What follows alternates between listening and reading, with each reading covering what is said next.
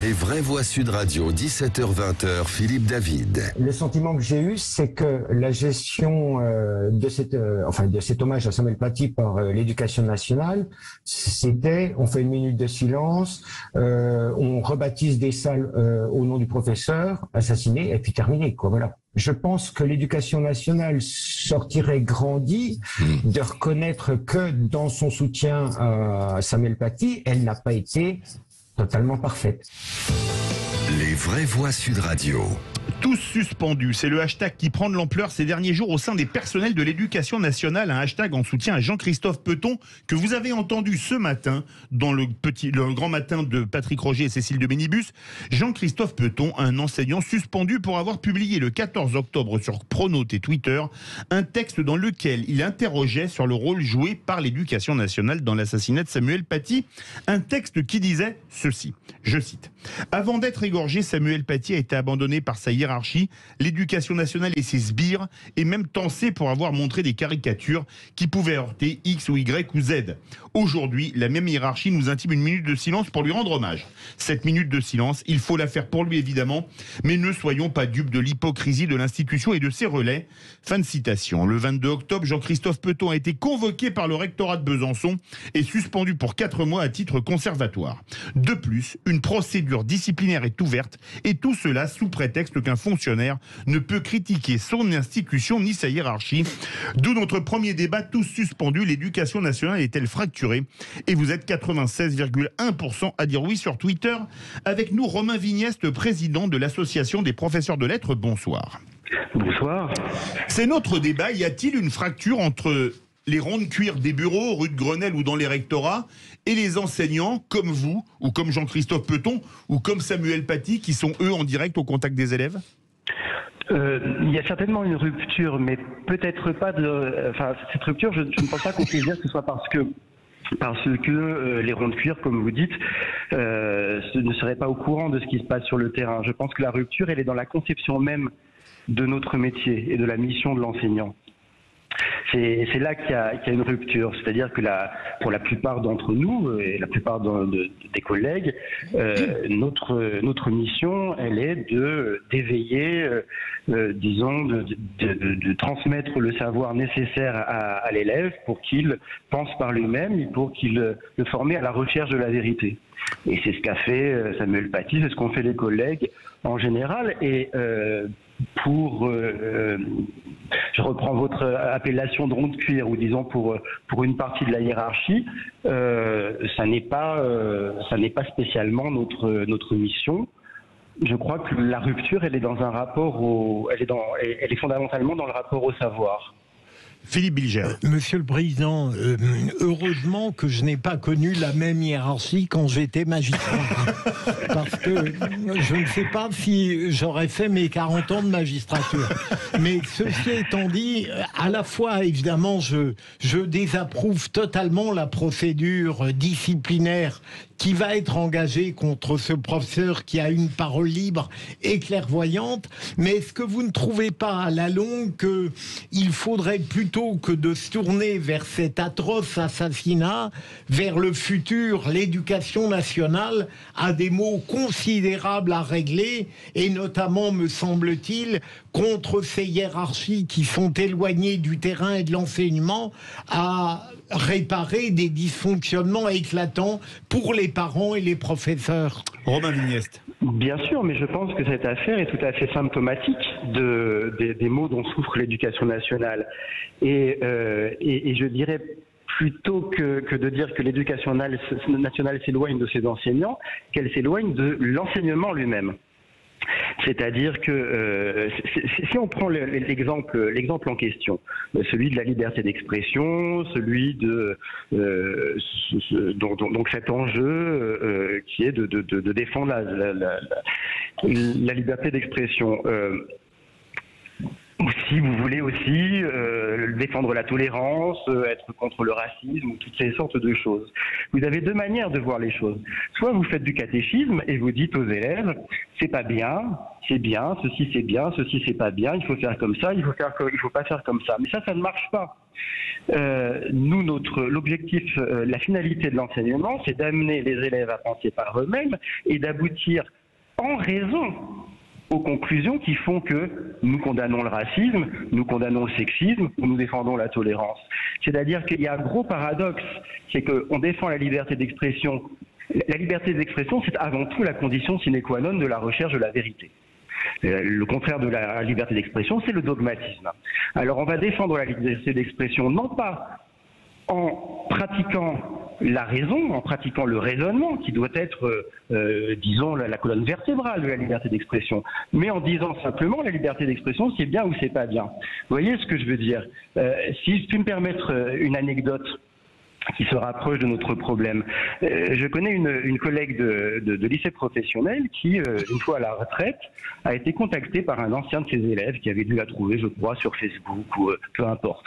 Et cet élève la contacte et lui raconte que lorsqu'il l'avait pour professeur, elle ne le savait pas, mais il était dans un groupe d'ultra-droite qui allait casser du noir, littéralement. Et il lui explique, si j'ai arrêté, c'est grâce à vous, parce qu'en étudiant Voltaire, en étudiant Candide, je me suis rendu compte que j'étais dans le faux. Et c'est comme ça, c'est au contact des textes, c'est par le raisonnement, c'est par le savoir qu'on fait évoluer et qu'on fait émanciper. Exactement. Et qu'on émancipe. On va donner la parole à nos autres vraies voix, parce qu'elles doivent échanger avec vous. Tiens, que vous connaissez bien l'éducation, Sophie Audugé. Oui, alors effectivement, il y a un énorme problème à l'éducation nationale. Je crois que malheureusement, c'est pas nouveau. Non. Effectivement, on a de plus en plus de situations de professeurs qui se retrouvent en opposition avec l'institution, parce que l'institution est complètement déconnectée du réel. Les violences que subissent les professeurs sont multiples. Hein, et encore eu un prof de gym qui s'est fait taper dessus à Beauvais. Mais bien, oui. Et puis dans un très bon lycée parisien également. Hein. Donc c'est des violences d'élèves sur les professeurs, c'est des violences de parents sur les professeurs, c'est des violences de professeurs entre eux parce qu'ils ne partagent pas la même façon de voir le métier, notamment sur la liberté d'enseignement où il y aurait quand même beaucoup à dire. C'est également l'institution envers les professeurs. Comme vous le savez, depuis plus de 10 ans, SOS Éducation a un observatoire de la souffrance des professeurs où on a des dizaines, des centaines de témoignages qui sont plus effarants les uns que les autres. C'est des professeurs sur lesquels on revient sur leurs notes, c'est-à-dire qu'ils n'ont même pas le droit de mettre la notation qu'ils veulent aujourd'hui. C'est un programme de l'éducation nationale qui devient ajusté en fonction des modes, de la pensée magique, de la bien-pensance, qui fait qu'on rajoute des obligations aux enseignants et on passe à côté. Alors moi, je suis ravie que monsieur évoque Voltaire. C'est quand même très bien parce qu'il faut savoir qu'aujourd'hui, il y a plein d'élèves qui ne traitent pas les classiques et c'est un problème. On va faire réagir Romain Vignès et on donne tout de suite la parole à Lydia Guirousse. Romain Vignès, c'est vrai que quand on voit les notes où les profs, par exemple, pour le bac, on leur dit faut mettre tant pour que tant d'élèves aient le bac, ça devient surréaliste. Ça, c'est des ordres qui viennent des ronds de cuir, vous me passerez l'expression, et que subissent les profs de terrain. Absolument, absolument. Quand je suis pas entièrement d'accord avec l'idée de déconnexion parce que je pense qu'ils savent très bien comment les choses se passent sur le terrain. C'est pas par ignorance, mais sinon je suis entièrement d'accord évidemment avec ce diagnostic.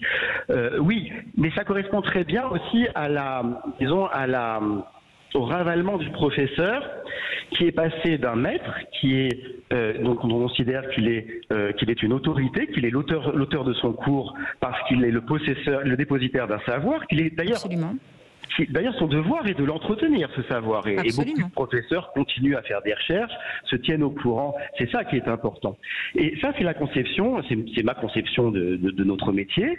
Et évidemment, ça passe aussi par la souveraineté dans la notation, la souveraineté des jurys, etc., etc. Et puis, il y a une autre conception qui n'est pas celle du professeur d'ailleurs, mais de l'enseignant. Moi, je suis très sensible à cette substitution des participes présents au nom de métier, comme soignant d'ailleurs ou d'autres choses.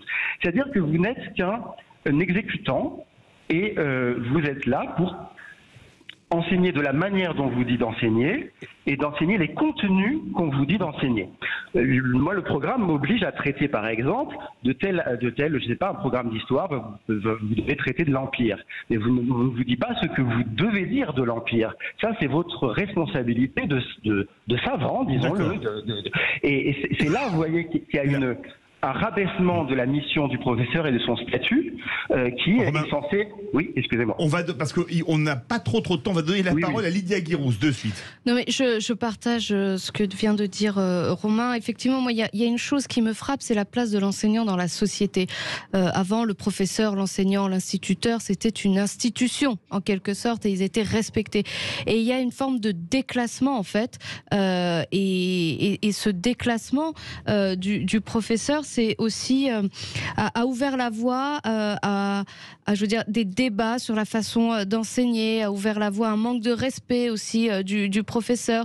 Et ceci peut peut-être expliquer les comportements que peuvent avoir évidemment l'institution en infantilisant les professeurs, mais aussi des élèves qui sont de plus en plus violents, qui ne respectent plus l'autorité du professeur, mais également des parents. Parce qu'aujourd'hui, vous avez les professeurs qui ne sont pas soutenus, les rares fois où il y a une punition, par les parents. Au contraire, ils vont venir contester une note qu'ils estiment ne pas être juste alors qu'ils n'en savent rien. Et parfois frapper l'enseignant. Et parfois frapper l'enseignant, ça peut aller jusqu'à cette extrémité. Et je trouve que ça vient en fait du phénomène de déclassement de ce corps qui était respecté, qui était quelque part un pilier de notre République. Romain Vigneste en 1 minute 30.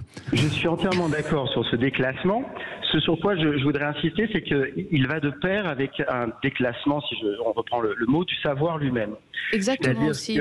C'est-à-dire que dans la mesure où le savoir n'est plus au cœur de notre mission et de l'exercice de notre métier, enfin, il ne l'est plus pour l'administration centrale ou pour souvent une bonne partie des corps d'inspection, etc.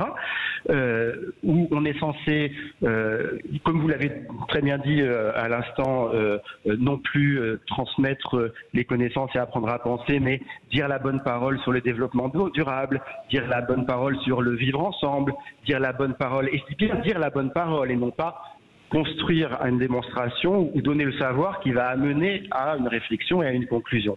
Eh bien, il est assez logique que on respecte, enfin que le patient, si je veux dire, ou que l'élève et leur famille soient moins respectueux qu'il le serait du savoir, de l'autorité du savoir et de ce qu'il a de libérateur, qu'il soit moins respectueux de ce qui relève finalement d'un catéchisme. Quand bien même, je ne me prononce pas évidemment sur le bien fondé du développement durable, des exemples que j'ai donnés, mais de la manière dont on traite les choses.